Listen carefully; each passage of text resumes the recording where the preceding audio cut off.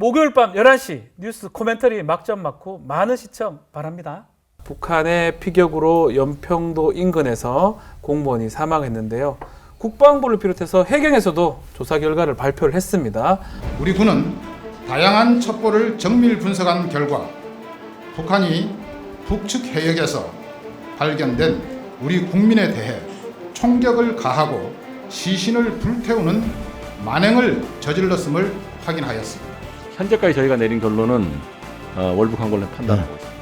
김정은 위원장은 코로나19로 고통받고 있는 남녘 동포들에게 도움은커녕 불미스러운 일을 안겨 대단히 미안하다고 말했습니다.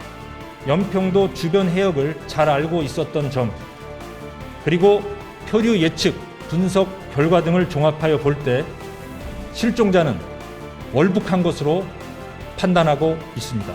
월북이라고 단정하며 적대국인 북한의 통신 감청 내용, 이것을 믿어주면서 엄청난 범죄로 몰아가고 있습니다. 자, 눈에 띄는 게 이게 공무원이 월북한 것이다 이렇게 추정을 하고 있는데, 해경이 월북 주장을 발표한 근거가 뭐죠? 먼저 이제 숨진 이모 씨, 이 씨가 네. 북측 해역에서 발견된 당시에 구명조끼를 입고 있었다. 그리고 구명조끼를 입고 부유물에 있었다. 의존하고 있었다라는 아하. 게 하나 있고요. 둘째는 북측이 이 씨 이름은 물론 뭐 고향이나 키 같은 자세한 신상 정보를 알고 있었다. 셋째는 이 씨가 월북 의사를 표현한 정황이 있다, 확인했다. 이 세 가지가 국방부에서 확인한 정보인데, 이걸 해경도 이를 바탕으로 단순 실족이나 뭐 극단적 선택 가능성은 매우 낮다고 판단을 했습니다. 다음 네 번째는 해경 자체 수사로 나온 건데, 당시 조류 분석 결과를 공개했어요. 그러니까 단순 표류였다면은 원래 이제 소연평도를 중심으로 반시계 방향으로 돌아서 뭐 남서쪽에 떠 있어야 다른 되는데, 곳으로 가야 되는데. 예, 북서쪽에 떠 있었다는 네. 겁니다. 그러니까 이 씨가 38km 가량을 헤엄쳐서 자력으로 이동한 것으로 봐야 한다. 뭐 이런 얘기입니다. 네. 마지막 다섯 번째는 해경이 발표한 건 아니고 기자들이 이제 질문하는 거를 답하는 과정에서 이 씨 채무가 3억 3천만 원 정도고, 이 가운데 2억 7천만 원이 인터넷 도박 빚이다, 이런 사실도 공개를 했습니다. 네. 다만 해경은 월북을 이런 걸로 단정하기는 어렵고 계속 수사하겠다고 밝혔습니다. 여러 가지 정황상 월북일 가능성이 크다는 게 뭐 국방부, 해경의 근거인데, 자, 월북이란 표현이 참 그래요. 네, 맞습니다. 유가족은 월북이 아니라고 주장을 했고요. 우리 군은 처음부터 월북이라는 표현을 썼습니다. 이 월북이든 아니든 간에 우리 민간인이 사망한 것은 사실인데, 이 월북이냐에 이렇게 민감한 이유는 무엇일까요? 월북이라는 용어, 이게 왜 이렇게 논란이 되죠? 이제 유족들 입장에서 보면은 이제 국가공무원의 월북 사건이기 때문에 당연히 부정을 하려고 하는 것이 아닌가라고 생각이 됩니다. 이제 저한테 그 어업지도원, 전직 어업지도원 한 분이 전화를 하셨는데, 네. 본인들이 보기에는 굉장히 좀 많은 의문점들이 있다. 이상하다는 이렇게, 거죠? 예, 예. 지도선이 있던 위치가요, 파도가 좀 잔잔한 위치였기 때문에 네. 자기들이 추정하기에 48시간 이상 네. 정박 중이었을 가능성이 있다. 그다음에 파도가 굉장히 잔잔했다. 그래서 우발적으로 이렇게 실수로 떨어졌을 경우라든가, 네. 또는 자살을 시도했을 극단적 선택. 예. 했을 경우에는 뭐 주변에서 저렇게까지 멀리 떨어져서 나갈 가능성이 굉장히 낮지 낮다. 않나. 생존 도구가 상당히 준비가 되어 있지 않다라고 하면은요, 네. 한 20몇 시간 또 이렇게 30몇 킬로를 떨어가는 사이에 일반인이 버틸 수가 있는 것인가, 거죠. 이렇게 많이 이야기를 하고 있고요. 또 어업지도원이 무슨 직업인가를 조금 알 필요가 있는데요. 네. 대체로 민간에서 뭐 이렇게 그 어선 경력이 있는 분들이 특채 형식의 제한적인 시험을 통해서 들어가는 직이라고 합니다. 그렇기 때문에 대체로 조류 상황을 잘 파악을 한다고 네. 합니다. 그렇기 때문에 북한으로 갈 수 있는 이 물길을 갖다가 상당히 준비를 하지 않았나, 이렇게 우발적으로 갈 수 있는 길은 아니다, 이렇게 좀 이야기를 하고요. 네.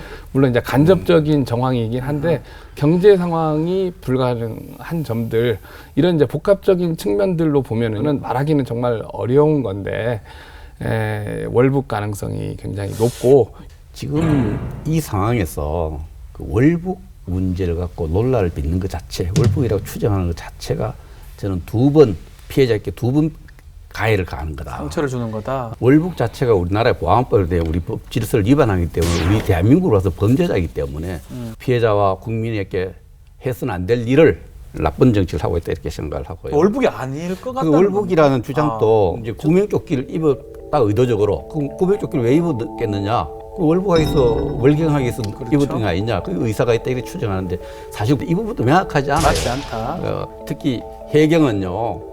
이불에서 입이 10개가 말이 없는 겁니다. 해경이 왜 그 먼 길을 표류할 동안에 구조활동 안 해놓고는 북한이 월북이 아니라고 이렇게 입장을 간접적 표시하는데 월북이라고 우기는 것 자체가 이거요.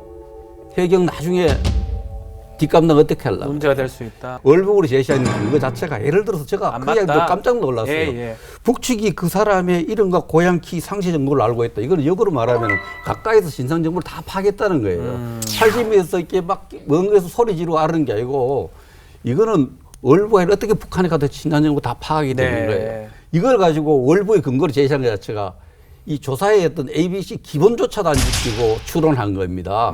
이거는 국민과 역사 앞에 죄를 짓는 일이다. 천천히 다 이제 얘기를 계속 이것만 다 하면 안 될 것 같으니까. 이 문제에 대해서는 월북에 대해서는 알겠습니다. 더 이상 논쟁을 벌이지 않는 것이 국민에 대한 내입니다. 우리 이제 교수님 생각에는 또 월북의 증거들이 많다라고 말씀을 하셨고 또 의원님 같은 경우는 국가가 정부가 책임을 좀 면하기 위해서 벌써 월북을 얘기한 게 아닌가 뭐 이런 얘기를 하고 있습니다. 뭐 이건 계속 논란이 될 것으로 생각이 들고 다만 가장 중요했던 게 우리 국민이 사망을 했어요. 또 논란이 되는 게 민간인을 사살을 하게 되면 당연히 논란이 되는데 왜 북한은 그럼에도 총을 겨눴습니까? 이게 저는 이해가 좀 안 되거든요. 이제 아무래도 과거에 보면 이제 사스라든가 메르스가 유행을 했을 감염병이요. 때, 감염병이 유행했을 때 북한에서 국경을 갖다가 일정 정도 차단을 하고 또 이 방역 조치를 했던 것은 사실입니다. 뭐 의료라든가 보건이라든가 방역 체계가 스스로가 취약한 거 그 인정을 하고 있고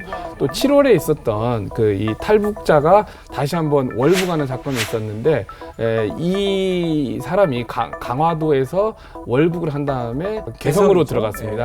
그래서 개성이 북한이 지금 이 외부인이 들어가는 경우 신의주 같은 경우에도 외국인들도 한 달 이상 지금 못 들어가고 있는 상황인데요. 과거에 이 사이가 굉장히 나쁜 관계에 있었을 때는 역사적으로 이 세균전이라든가 바이러스를 갖다가 고의로 유포하는 사건들이 있었습니다. 많은 전쟁에서. 그래서 이제 그 현장 지휘관 차원에서 굉장히 오판을 하고 실수를 하지 않았나. 방역 때문에 걱정을 해서 좀 미리 실수를 했다. 그 사람 30시간 표류에 있는 뭐 한국인들 외국인들 가지고 침입자로 규정하고 정치불명 침입자 규정하고 한 발 따고 10발의 총을 쐈다는 건요. 이거는요 상상하기 힘든 거예요. 저는 사이코패스가 아니면 할 수 없는 일입니다. 이걸 방역으로서 우리가 이해를 해달라. 어렵다. 코로나 방역 때문에 그런 일을 했다. 저는 국가의 사이코패스라고 봅니다. 북한 체제의 사이코패스라고 보고요. 자 그러면 저는 왜 사살했느냐? 사살했느냐? 첫째 심리적으로 북한이 그렇게 해도 손해 볼 거 없고 보복당할 위험이 없는 거예요.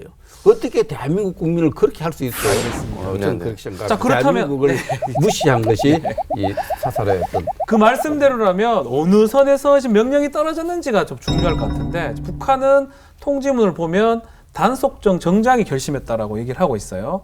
근데 지금 말씀대로라면 정장이 그 정도 결심할 수 있는 상황이 아니고 김정은 위원장이나 최소한 김여정 부부장까지 보고가 갔을 것이다. 그 부분 어떻게 보십니까?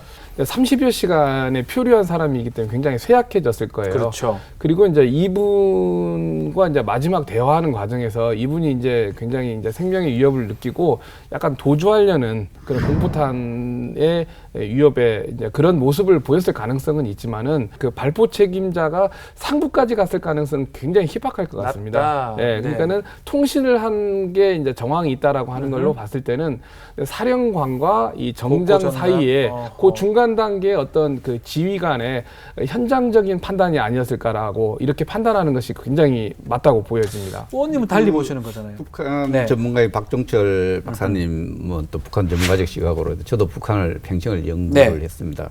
그래서 연구하면서 제가 많은 북한의 고위 망명객들 만나면 그 중에 항장엽으로 나 비서 북한 김성대 총장을 지낸 분을 자주 만났는데 그 당시에도 북한 도발이 간혹 있었죠.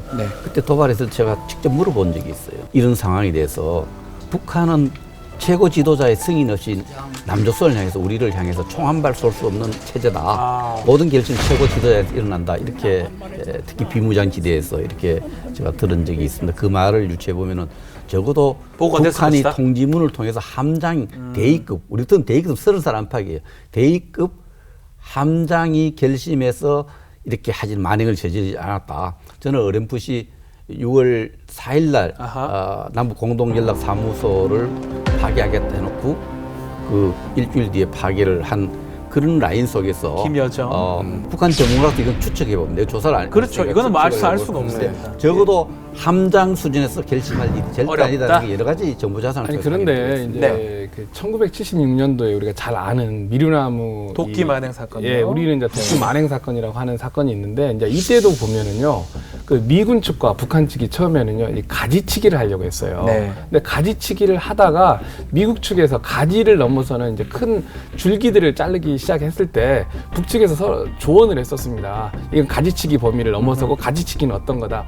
그러다가 우발적으로 충돌이 있으면서 이 도끼의 뒷면을 이 보나파스 대위를 때렸거든요. 이제 북한 측이 준비를 한 게 아니라 미군 측의 도끼를 뺏어가지고 이렇게 두들겨 끼는 사건이에요. 근데 이런 사건도 그 당시에는 그 뭐 계획적이다라는 주장이 있는데 의외로 우발적인 사건들이 많이 있고 그 상황이 발생했다는 거죠, 그냥. 네, 또 똑같이 2008년도에 있었던 금강산에서 이측 그 관광객의 고령의 이 피살 사건이 있었는데 그때도 마찬가지로 이게 현장에서 이 초병들의 판단에 의해서 이 사격을 한 사건이 있었습니다. 그런데 북한도 마찬가지고 우리도 마찬가지고 모든 일들을 대통령이나 최고 지도자가 결정하는 게 아니라 현장 상황에 맞게 현장 지휘관에서 지도부까지 결정할 수 있는 권한이 있는 거잖아요. 북한 전문가니까 지금 돌아오지 않는 다리에 서다라는 책이 있어요. 그 책에 보면 자세히 나타났는데 그것을 우발적 사건을 보는 인식에는 교수님 좀 다시 한번 점검할 필요가 절대 우발적이고 계획된 도발이었고 그것은 이제 그 미국 측 기록도 똑같이 남아 있습니다. 그 부분은 뭐 우리가 지금 다룰 부분은 아니니까 일단 확인된 바는 없습니다. 정장급 지휘관이 결심한 건지 아니면 사령관이 결심한 건지 아니면 최고 존엄까지 올라간 건지 뭐 그건 알 수가 없습니다. 그렇지만 여러 가지 의견들이 있는 상황인데 우리가 좀 짚고 넘어가야 될 문제가 있는 것 같아요. 특히 이 피격 사건 관련해서 우리 측의 발표하고 북한 발표가 많이 좀 엇갈리는 것 같아요. 이게 팩트 체크, 특히 뭐가 다르고 뭐가 뭐 같은지 팩트 체크 좀 해주세요. 그 첫 번째가 우리 김 기자가 하면 될 것 같아요. 그래요. 크게 세 가지인데요. 첫째는 우리 군은 이제 북한군이 우리 국민에 대해 총격을 가하고 시신을 불태우는 만행을 저질렀다 이렇게 발표를 했잖아요.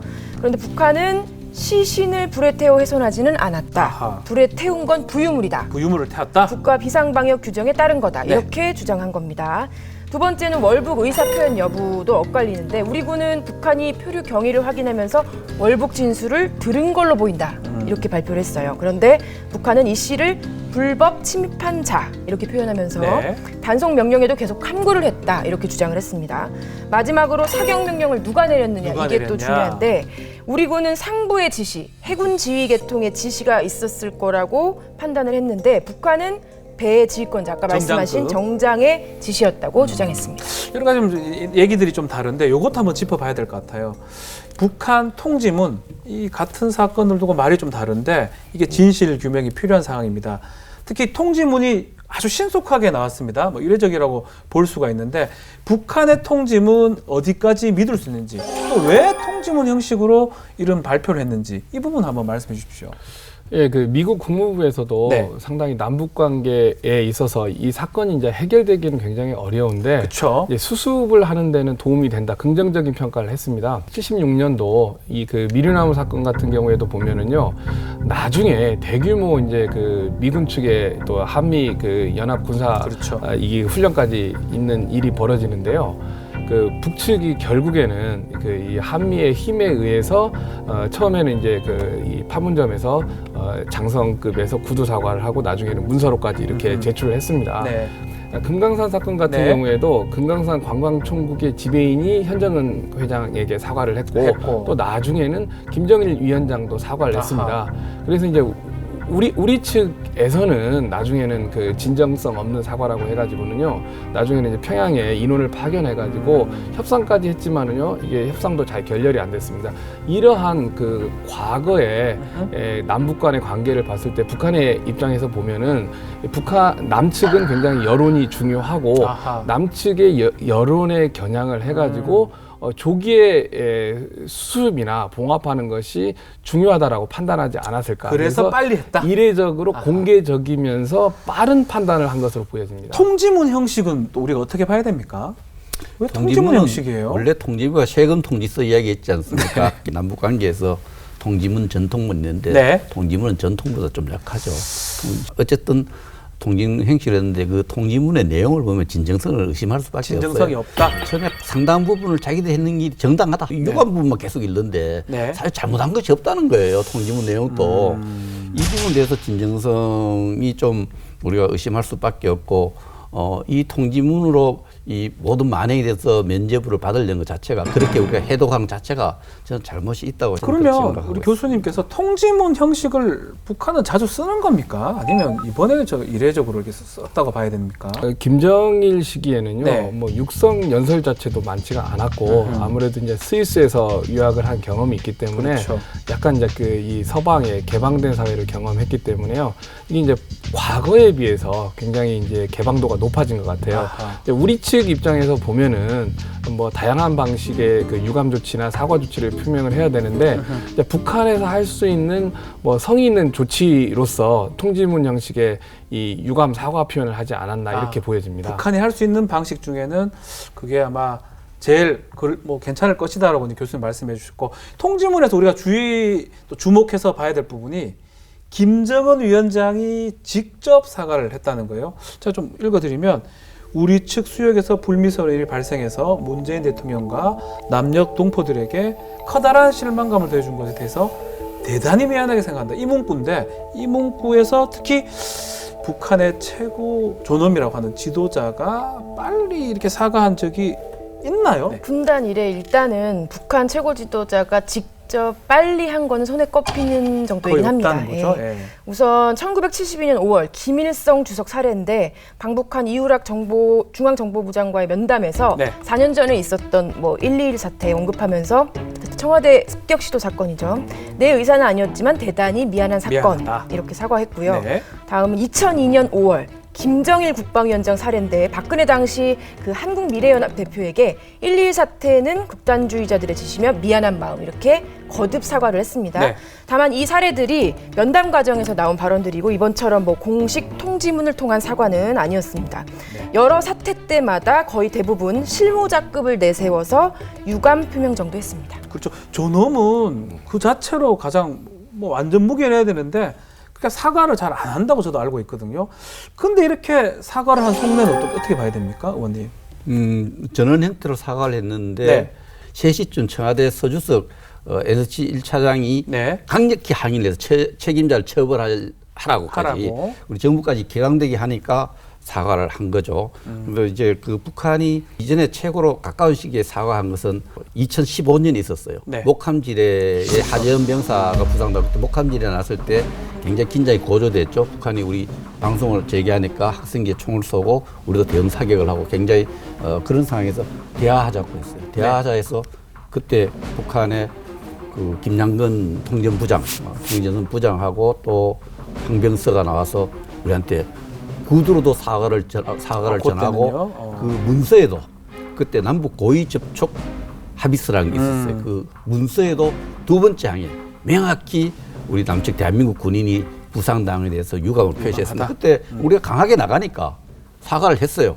우리 정부가 그날 오후 3시에 9월 24일 오후 3시에 책임자 처벌하라고 딱 하니까 4시에 사과 통지문이 온 겁니다. 그렇다면 우리 의원님 말씀은 우리 정부가 적극적으로 막 대응을 하니까 이렇게 최고 지도자가 빨리 신속하게 사과한 것이다, 이렇게 말씀하시는 거거든요. 이 부분도 어떻게 보시나요? 예, 백 의원님 말씀에 상당히 동감하는데, 이제 우리 정부가 상당히 빠르고 신속하게 뭐 첩보 수준이었지만은 정리를 해냈고 항의를 했다. 저도 상당히 이제 백 의원님과 똑같이 정부 대응에 대해서는 일정 정도는 긍정적인 평가를 하고 있습니다. 첩보 수준이라고 말씀하시는데 우리 대통령한테 이런 정보본부라든지 국방부가 수집한 국정을 수집한 보고를 할 때는 첩보가 검증되면 정보가 됩니다. 정보가 된다. 대통령한테 그 사안의 경위를 보고할 때는 검증합니다. 이것을 대통령이 보고받은 것을 첩보 수준이라고 하면 시중에 돌아다니는 찌라시 수준으로 보면 안 됩니다. 그래서 수많은 단계를 거쳐 검증을 해서 보고한 내용을 우리 대통령이 알고 있었던 거죠. 그러니까 서주석 차관이 서주석 차장이 그 이제 기자회견 할 때도 본인이 이제 첩보이긴 하지만 신뢰성이 굉장히 높다. 신뢰성이 높은 첩보이다. 예, 높은 첩보이다. 그러나 이제 정보라고까지는 안 했지만은요. 예, 그렇게 판단을 청와대는 한 것 같습니다. 네. 어쨌든 굉장히 이례적인 사과를 했던 북한이 이틀 만에 태세 전환을 했습니다. 그래요. 이 사고 인근 해역을 수색하던 우리 군을 향해서 영해 침범이다.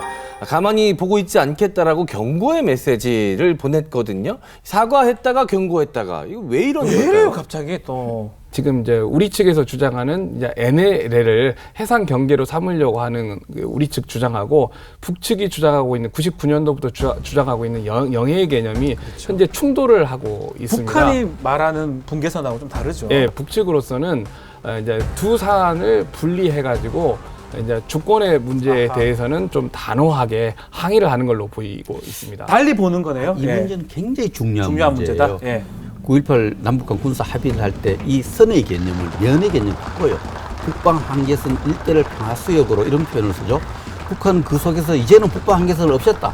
우리 북한이 주장하는 서해 개선, 99년 서해 개선을 인정받았다고 생각하고 있고 우리 정부는 아니다 북방 한계선을 지키고 있다고 계속 하는데 양 정부가 동상이몽계로 그 해석을 달리하고 있는 거예요. 그래서 이번에 우리 북방 한계선 우리 바다에 우리가 수색하러 들어갔는데 북한이 침범이라고 이야기하는 겁니다. 이 굉장히 중요한 문제가 지금 북방 한계선에 대해서 북한 어떤 인식을 갖고 있느냐를 잘 보여준 거기 때문에 정말 잘 대처해야 된다. 우리가 조사하러 들어가는데 부유물 찾으러 들어가고 조사하러 가는데 우리 영해에 침범하는 것이다. 북한 영해에 침해했다고 주장을 했는데 우리 정부가 왜 강력히 항의하지 않는지 우리 군은 왜 가만히 있는지 그것도 제가 참 그러니까 이제 영해의 개념하고 실효 지배의 개념이 서로 충돌한다 이렇게 보시면 됩니다. 아하, 네. 뉴스 코멘터리 막점 먹후입니다. 구독, 좋아요, 알림 설정 부탁드려요. OBS